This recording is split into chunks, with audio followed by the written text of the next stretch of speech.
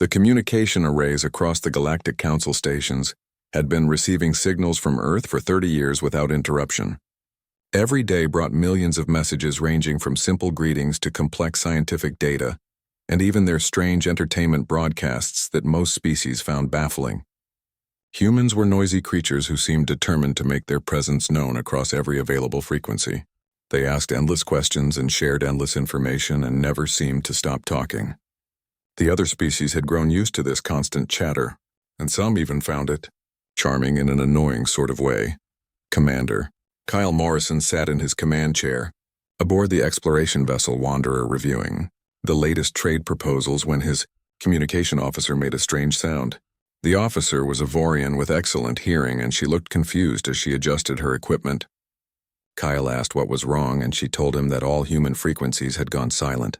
He assumed there was a technical problem with their receivers, but she shook her head and insisted the problem was on the human side. Every single channel that normally carried Earth traffic was now completely empty. Kyle ordered a full diagnostic, but the results showed their equipment was working perfectly. He tried sending a direct communication to Earth but received no response. He tried the human colonies on Mars and the moon stations but got nothing back. Growing concerned, he contacted other ships in the area and learned they were experiencing the same problem. Within an hour, every species in the nearby sectors was reporting the same thing. Earth had gone completely silent without any warning or explanation. The Galactic Council convened an emergency session faster than anyone could remember. Representatives from 200 species gathered in the Great Chamber on Council Station Alpha, and the mood was tense. Ambassador Thelnara of the Vorian Collective stood before the assembly and voiced what everyone was thinking. Earth must have been attacked. The humans were young and sometimes foolish, but they would never go silent by choice.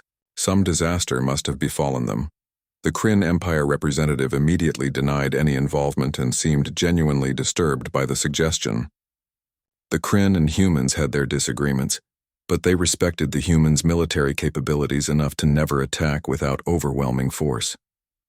Other species also denied responsibility and offered theories ranging from natural disasters to internal conflicts.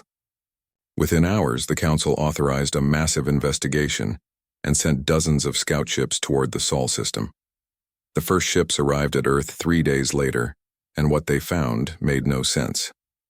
The orbital stations were intact and showed no signs of damage but were completely empty. Life support systems were running and lights were on, but there were no humans anywhere. The moon base was the same with equipment still operating, but not a single person present. Mars colony looked like everyone had simply stood up in the middle of their work and walked away. Food was left half-eaten on tables and computers were still running their programs. Captain Linda Hayes commanded the primary investigation fleet, and she had worked with humans for 15 years. She knew them well enough to recognize when something was very wrong. Her team searched every human facility in the Sol system and found the same pattern everywhere. No bodies and no signs of struggle and no evidence of forced evacuation. The humans had left calmly and deliberately, taking only what they could carry. Security footage showed people across Earth stopping their activities and looking up at the sky with identical expressions. They looked determined and maybe a little sad, but not afraid. Then they walked to assembly points and boarded ships in an orderly fashion. The footage showed this happening simultaneously across the entire planet. In cities and villages and remote research stations, humans had received some signal and responded immediately. Children held their parents' hands as they walked to the ships. Scientists carefully shut down their experiments before leaving. Soldiers gathered their weapons and supplies. Everyone moved with purpose, as if they had been preparing for this moment. Linda's team found something else that made her blood run cold. Earth's automated defense grid was still active and fully armed. When one of her scout ships tried to approach too closely, the weapon systems locked on immediately and fired a warning shot. The defenses were set to keep everyone away from Earth, but the planet itself was empty. The humans had left their home protected but abandoned. The strangest discovery came from Earth's central data archives. Automated systems had continued recording after the humans left, and the logs showed careful preparation over several months. Supplies had been stockpiled and ships had been modified, and weapons had been manufactured in quantities that seemed excessive even for paranoid humans. The humans had known something was coming and they had been getting ready. Kyle found the final message buried in Earth's communication system. It had been broadcast on every frequency in every known galactic language, and it was simple and clear. The message said that humans were going hunting and that no one should follow them. There was no explanation of what they were hunting or why. There was no request for help or offer of alliance.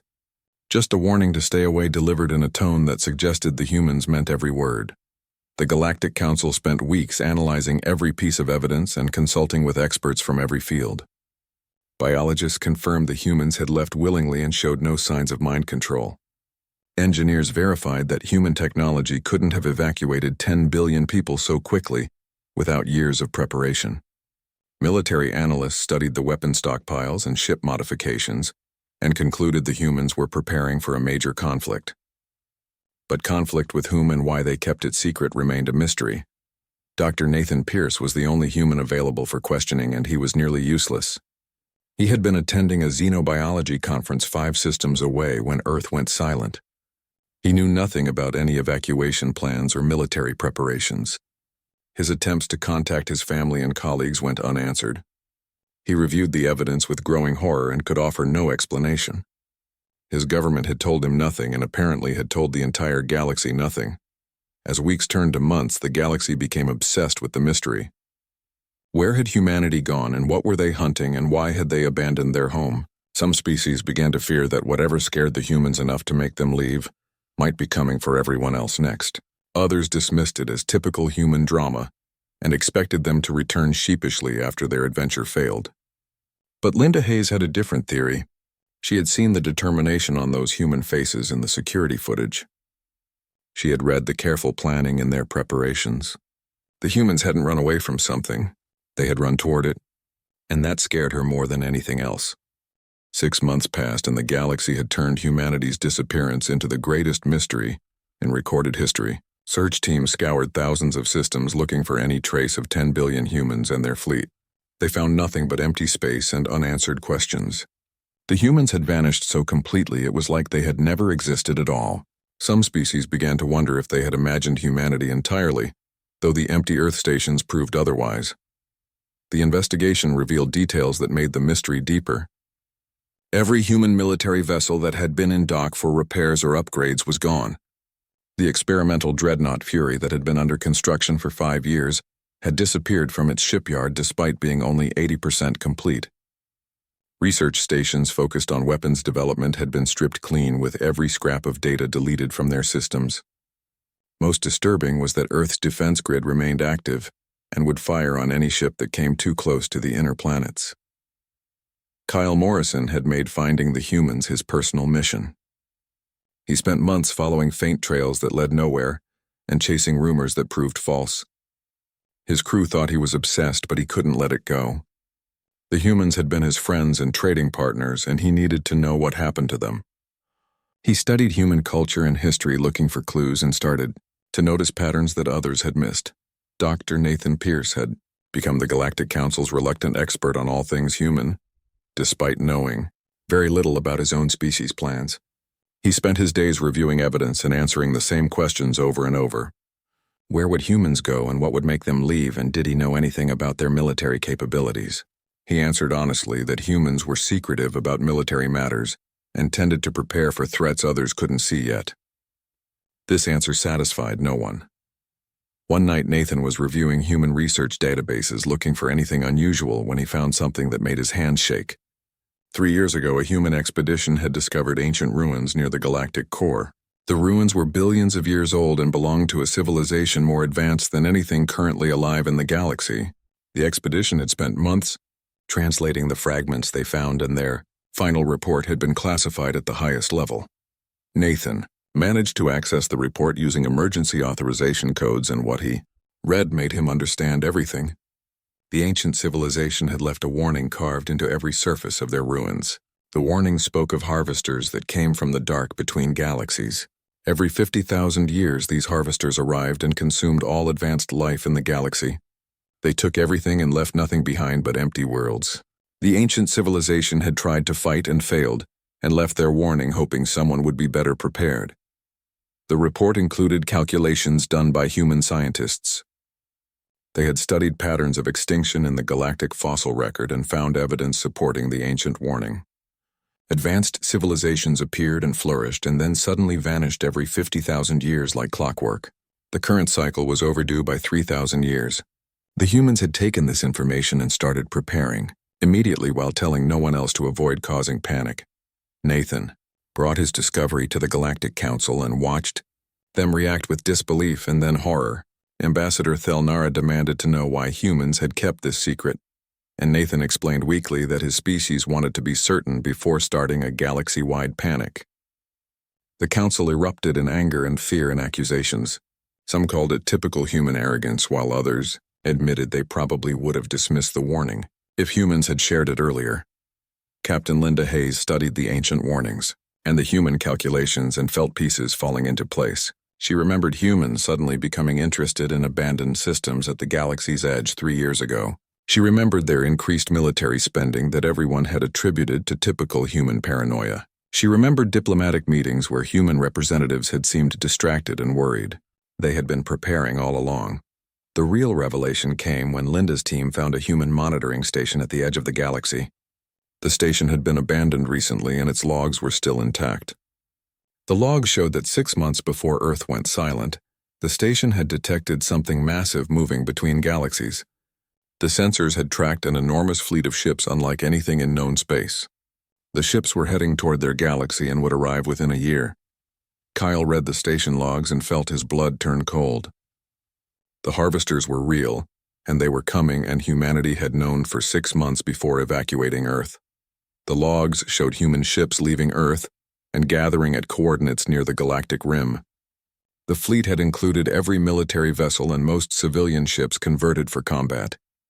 10 billion humans had boarded those ships knowing they might never come home. The council debated what to do with this information. Some wanted to keep it secret to prevent panic, while others argued the galaxy deserved to know the truth.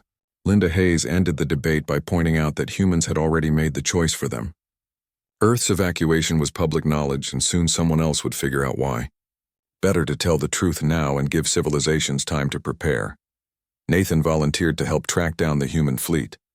He needed to know if his species was still alive and if their desperate plan had any chance of success. Kyle joined him immediately along with a small group of captains who had worked closely with humans.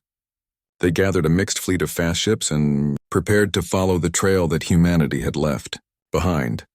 Linda took command of the search fleet and plotted a course toward the coordinates found in the monitoring station.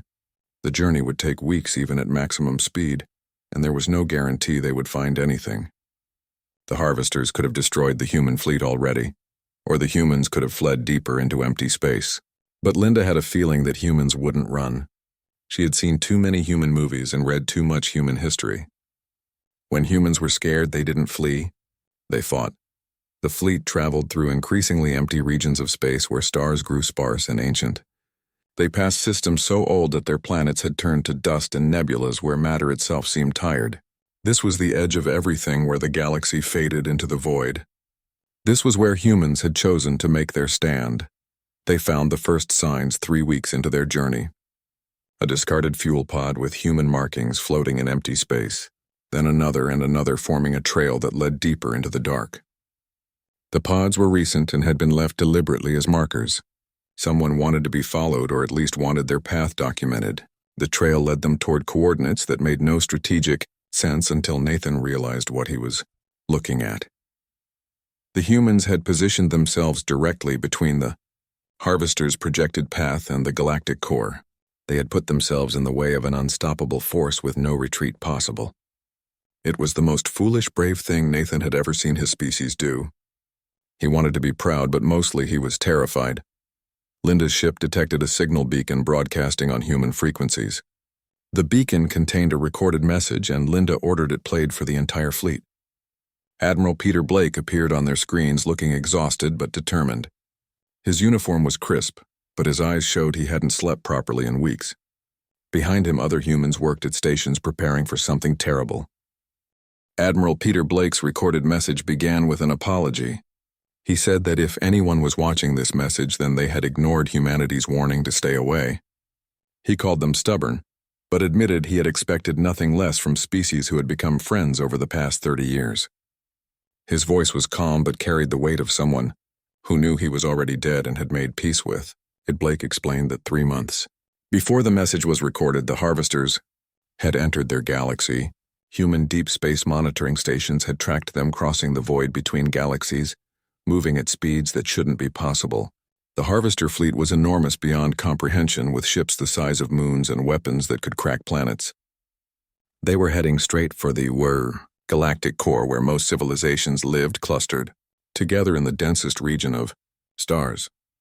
The Admiral described how Earth's governments had spent 3 years preparing for this moment after discovering the ancient warnings. They had built weapons in secret and modified every available ship for combat, and trained every able person for war. The preparation had been careful and quiet because they needed time without causing galaxy-wide panic. They had known panic would make everything worse and prevent proper preparation. Blake's expression hardened as he explained their strategy. Humanity had evacuated Earth and gathered every ship they could build or borrow. 10 billion people had volunteered to form a blockade across the Harvester's path. They were positioned in deep space between the Harvesters and the galactic core, with no hope of retreat and no expectation of survival. Their goal was simple and impossible: delay the Harvesters long enough for the rest of the galaxy to prepare. The tactical display behind Blake showed the situation clearly. 1,000 human ships spread across a region of space larger than most solar systems. Each ship was armed with every weapon humanity could build, including several experimental designs that probably violated multiple galactic treaties. The ships were positioned in layers with the strongest vessels in front and support craft behind. It looked professional and organized until you realized it was a formation designed for a last stand. Blake continued by saying they had bought the galaxy time. Maybe 6 months or maybe a year, depending on how long humans could hold the line. He urged the Council to use that time wisely by building weapons and evacuating core worlds and uniting their fleets. His voice grew harder as he acknowledged that humanity might fail completely. The Harvesters had destroyed civilizations billions of years more advanced, but failing while fighting was better than waiting to be harvested. The message ended with Blake's final words. He said that if humanity failed, then the galaxy should avenge them, not out of sentiment or friendship, but out of survival. The Harvesters would come for everyone eventually. Someone needed to fight them, and humans had volunteered to go first. His image faded and left the fleet staring at empty screens in stunned silence. Nathan Pierce broke the silence by openly weeping. He was torn between pride at his species' courage and grief at their probable fate. His people had chosen to die fighting an enemy they couldn't defeat to buy time for species they barely knew. It was noble and stupid and so perfectly human that it hurt to think about. Kyle put a hand on Nathan's shoulder and said nothing, because there was nothing to say. Ambassador Thelnara spoke quietly over the fleet channel. She said the Harvesters had destroyed civilizations 1 billion years more advanced than anything alive today. Humanity had no chance of winning this fight. They were throwing themselves away for nothing. But even as she said it, her voice lacked conviction. She had seen human history and knew they specialized in winning fights they should lose. Captain Linda Hayes studied Blake's tactical display carefully. She noted the ship positions and weapon configurations and estimated engagement ranges. The formation was actually quite clever despite being suicidal. Humans had positioned themselves to maximize their limited firepower while maintaining mobility. They planned to hit the Harvesters from multiple angles and retreat before being destroyed. It wouldn't work for long, but it might work long enough. Kyle Morrison said something that made everyone pause. He pointed out that humans were very good at making things bleed. It was basically their specialty throughout history. They picked fights with stronger opponents and found weak spots and exploited them ruthlessly. Maybe they couldn't win, but they could definitely make the Harvesters hurt, and pain might slow the Harvesters down.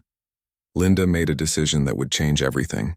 She ordered her fleet to proceed to Blake's coordinates at maximum speed. They would find the human fleet and witness what happened. If humans were going to die protecting the galaxy, then someone should be there to record it. And maybe there would be something they could do to help. The journey to the coordinates took another week of hard travel.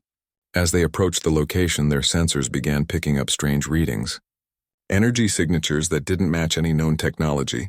Massive gravity distortions that suggested something huge was moving nearby. And then they detected weapons fire on a scale that made their instruments struggle to process the data. They emerged from their final jump and found themselves at the edge of a battle that defied description. The harvesters were like nothing in any species' records or nightmares. Their ships were organic and mechanical at once, with hulls covered in what looked like faces. Thousands or millions of faces pressed against the surface, screaming silently. The ships were the harvested civilizations turned into building materials and weapons and armor. Each harvester vessel was enormous beyond reason. The smallest ones were larger than Earth's moon, and the largest were bigger than gas giants. They moved through space with grace that seemed wrong for their size. Their weapons fired beams of energy that made space itself scream and tear. When those beams hit anything, the target simply ceased to exist. Not destroyed or vaporized, but removed from reality completely. Against these impossible enemies, humanity was fighting with everything they had.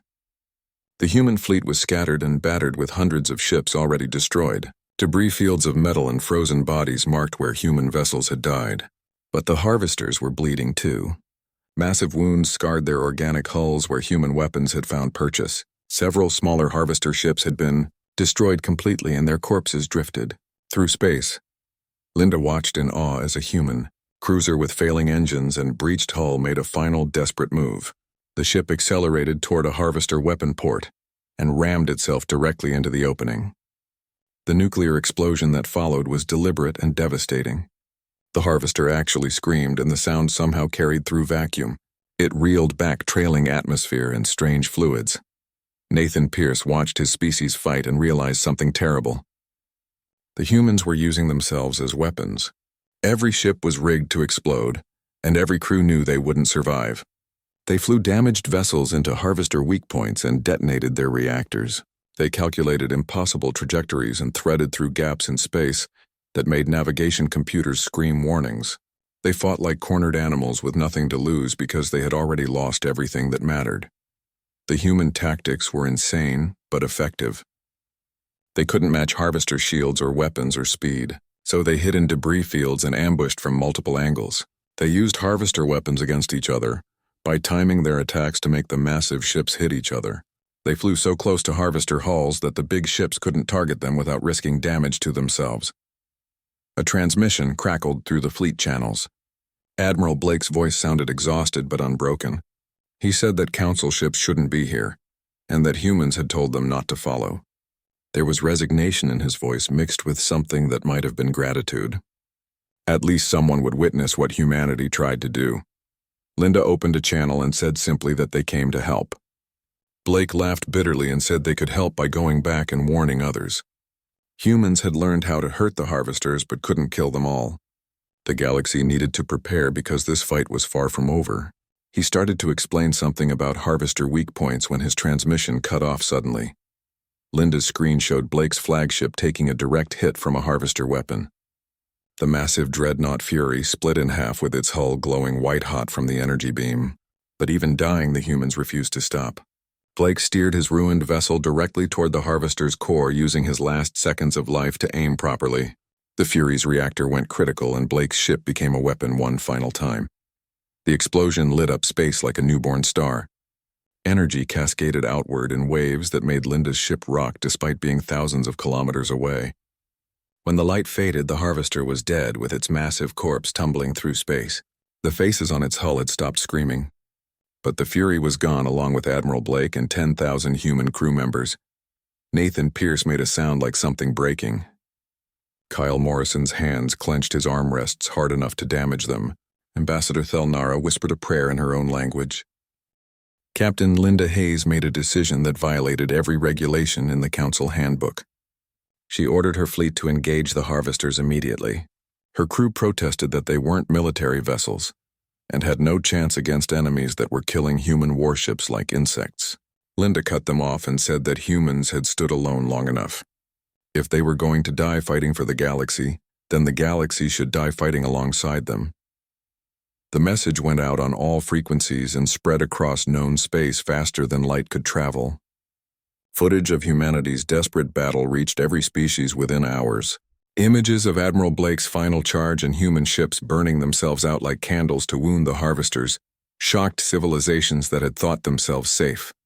The galaxy watched, and for the first time in recorded history, began to understand what it meant to fight for survival. The Kryn Empire mobilized its war fleets within a day. The Kryn were warriors by nature and respected strength above all else. They had watched humans sacrifice everything and felt something like shame that they had hesitated. Their emperor declared that any species willing to die protecting strangers deserved the support of true warriors. 300 Kryn battleships left their home systems heading for the coordinates Linda had transmitted. The Vorian collective opened weapons vaults that had been sealed for 1,000 years. Ancient technology that predated the current council emerged from hidden storage.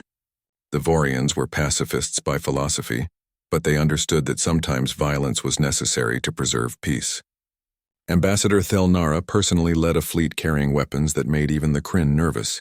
She broadcast a simple message saying that humanity had earned the right to reinforcements. The hive minds contributed their vast processing power to analyze harvester tactics and calculate weaknesses. Millions of linked consciousnesses worked together studying every frame of battle footage. They discovered patterns in harvester shield frequencies and identified vulnerable points in their organic armor. The Hive Queens transmitted this information freely to every species along with detailed tactical recommendations. Even the ancients emerged from their hidden systems. These mysterious beings had withdrawn from galactic affairs millennia ago, and most species thought they were extinct. But they had been watching and waiting and learning. They brought technology so advanced it seemed like magic. Weapons that bent space and shields that made ships phase out of normal reality. They said simply that humans had reminded them why civilization was worth preserving. But gathering these forces took time. Ships had to travel from across the galaxy, and fleets needed coordination and tactical plans had to be developed. It would take 3 months for meaningful reinforcements to reach the battle. 3 months during which humanity would fight alone against impossible odds with no hope of relief. The human fleet was dying. Captain Jake Morrison commanded what remained of the southern defensive quadrant and watched his forces shrink day by day. He had started with 200 ships and now commanded 40. Every ship was damaged and every crew was exhausted. They had been fighting for 8 months straight with no resupply and no reinforcements, and no expectation that help would ever come. But they kept fighting because stopping meant death for everyone. Jake's tactics had evolved through brutal trial and error. Early in the battle, humans had tried conventional warfare and been slaughtered. So they adapted and learned to use the harvester's size against them. Small human ships could hide in the debris fields their own deaths created. They could fly through gaps in harvester formations and strike from unexpected angles. They became parasites clinging to massive hosts and biting until something vital was damaged. The cost was terrible. Jake had lost friends and family and fellow captains whose names he would never forget. His own ship had been destroyed twice and he had transferred to new vessels while his previous commands exploded. He stopped learning crew members' names because they died too quickly. Every morning he woke up surprised to still be alive, and every night he fell asleep expecting to die tomorrow. But humans were learning. They discovered that harvester shields could be disrupted by specific frequencies of electromagnetic radiation. They found weak points where organic hull met mechanical systems. They learned to predict harvester movement patterns and set traps. Each discovery came at the cost of ships and lives, but the knowledge spread through the fleet and made them more effective. They were becoming experts at killing unkillable enemies. 3 months after Linda's fleet arrived, the reinforcements finally emerged from hyperspace. Jake Morrison was fighting off 3 harvester scouts when his sensors detected massive energy signatures appearing nearby. He thought the harvesters had called for reinforcements and prepared to die fighting. Then his communication officer started laughing and crying at the same time. The signatures were friendly. The galaxy had come to help. 1,000 ships from 200 species dropped into normal space in perfect formation. Kryn battleships bristled with weapons. Vorian carriers deployed fighter craft. Hive mind vessels coordinated everything with impossible precision. Ancient ships that looked like they were made of light itself took positions at key strategic points. It was the most powerful fleet ever assembled in galactic history, and they had come to stand with humanity. Jake opened a communication channel, and his voice shook as he spoke. He said simply that they came. Captain Linda Hayes responded that humanity had stood alone, so the rest of the galaxy wouldn't have to. Now they would stand together. Jake realized he was crying and didn't care. For 8 months he had expected to die in empty space with no one knowing or caring. Now the entire galaxy had shown up to fight beside them. The battle that followed raged for 6 weeks and became known as the War of United Stars. The combined fleet used tactics developed by humans and refined by hive mind calculations. They employed Kryn aggression and Vorian patience and ancient technology. Every species contributed their strengths and covered each other's weaknesses. For the first time, the Harvesters faced an enemy that could match them. The fighting was brutal beyond description. Entire fleets were destroyed in single engagements. Planet-sized harvester ships fell and took dozens of smaller vessels with them. Space became so thick with debris that navigation was nearly impossible. Energy weapons fired so constantly that the background radiation made sensors unreliable. But slowly and impossibly, the United Fleet began winning. Nathan Pierce watched the battle from Linda's flagship and documented everything. He recorded the Kryn warriors shouting battle hymns as they rammed harvester ships. He captured footage of Vorian vessels sacrificing themselves to save damaged human cruisers. He documented ancient weapons tearing holes in space that swallowed harvester vessels completely, and he recorded humans teaching other species their desperate tactics while learning new techniques in return. The turning point came during the 4th week. A massive harvester that the humans had nicknamed Goliath led a push that broke through the fleet's defensive line. Goliath was larger than the others and seemed to coordinate harvester tactics. Destroying it might disrupt the enemy's entire strategy, but reaching it required going through dozens of smaller harvester vessels. Jake Morrison volunteered his remaining ships for a desperate assault. He gathered 50 human vessels and 300 ships from other species, and led them straight at Goliath. The harvesters concentrated their fire, and ships began dying immediately. Jake's formation lost half its numbers in the first minute, but kept pushing forward. They used every trick humans had learned and several new ones suggested by their alien allies. A Kryn battleship cleared a path by detonating its entire weapons magazine at once. Vorian fighters swarmed harvester gunports and disabled them with precision strikes. Ancient vessels created shields that protected the advancing fleet, while Jake's ship and a dozen others penetrated Goliath's outer defenses. They fired everything they had at the harvester's core, and when their weapons were exhausted, they rammed it. Jake's ship struck Goliath's center mass at maximum speed. The impact drove his vessel deep into the harvester's organic hull. Jake had seconds to appreciate the irony that he would die inside the enemy he had fought for so long. Then his reactor detonated and Goliath died with him. The massive harvester broke apart and its death scream echoed across space. The remaining harvesters seemed to hesitate, and in that moment of confusion, the United Fleet struck with everything they had. The battle ended on a Tuesday. Nathan would always remember that detail because Jake Morrison's final transmission had included the day of the week. Human calendars measured time differently than other species, and when the last harvester fell, Jake's second-in-command sent a simple message. "It's Tuesday." The phrase spread through the fleet and became a rallying cry. Victory Tuesday? The day the galaxy learned that extinction could be fought and defeated. The cost was almost unbearable. Of the 10 billion humans who left Earth, only 2 billion survived. Entire family lines had been erased and colonies depopulated. A generation of warriors would never see home again, but they had bought time for the galaxy to unite, and together, they had accomplished something impossible.